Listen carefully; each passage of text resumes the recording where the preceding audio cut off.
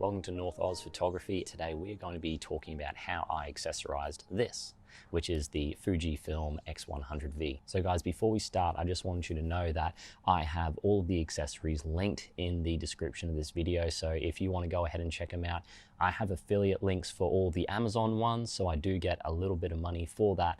So if you want to support the channel, that's obviously an awesome way of doing it.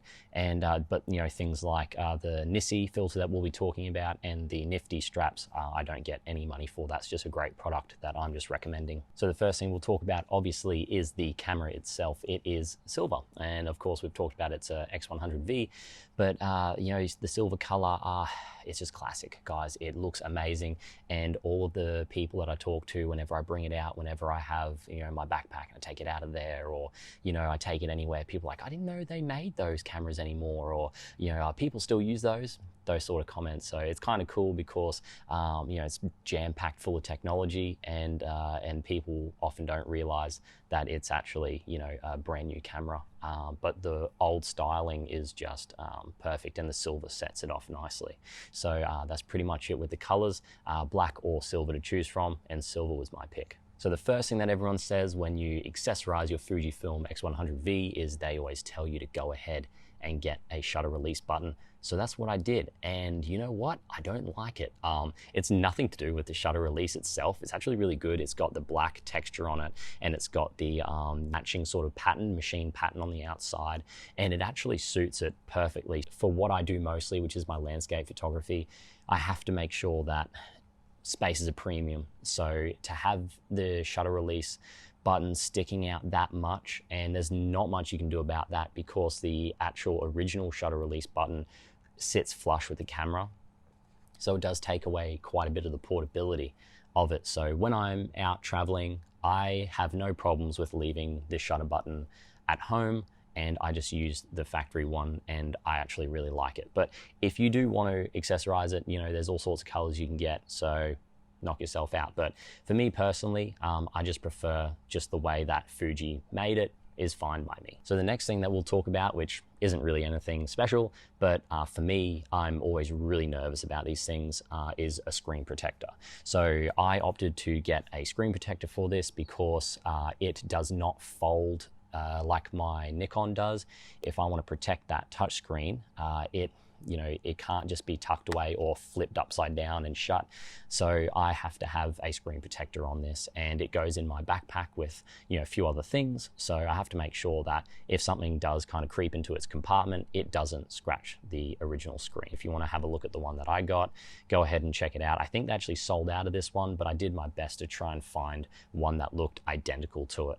And as far as I know, it fits all of the, or most of the recent Fuji cameras. So, you know, you're talking about your X-T4s and that.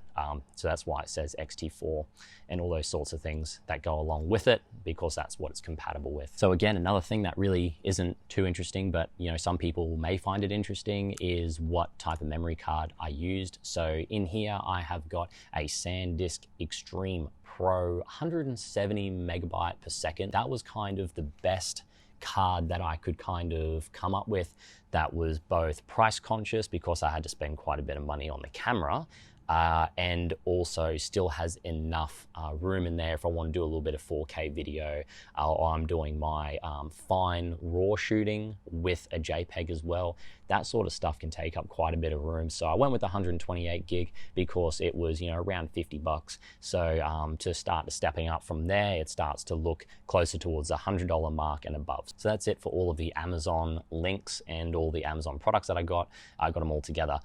So let's have a look at some of the individual stuff that I kind of found out about just through watching videos, but also just doing a little bit of research as well. So I want to leave the strap till last. So let's talk about the filter. The front of this filter, you'll notice I do have a filter on this camera, and you'll notice that it still has the original Fujifilm cap on it. And that's because this Nissi, or however you say it, N-I-S-I, it has a UV filter on it, and it actually allows the use of the original factory Fujifilm lens cap, which you know, it fits nice, and it's got the logo and the branding on it. So you know what, if we can retain that, that's awesome.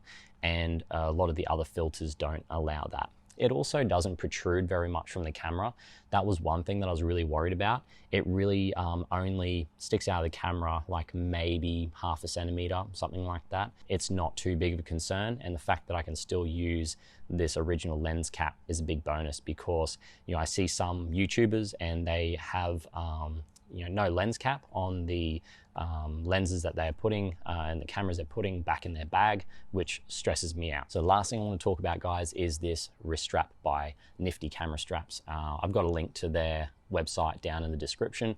As far as I know, they only ship to Australia and New Zealand, so just double check that if you're from a different country. But it's such a nice strap, and it's built really, really well. And what I ended up doing was cutting this end bit a little bit and just made a little knot at the end. So I'll get a close up of that for you guys. And it just feels great in the hand. There's no slack at all. It pulls my hand very tight to the camera. It actually pulls my hand in so tight that I've pretty much able to use more of that thumb ridge that they've got on here. So I don't really feel like I need to go out and purchase a thumb grip for where the hot shoe is, because those thumb grips that you can buy replace the little blank template thing that goes in here.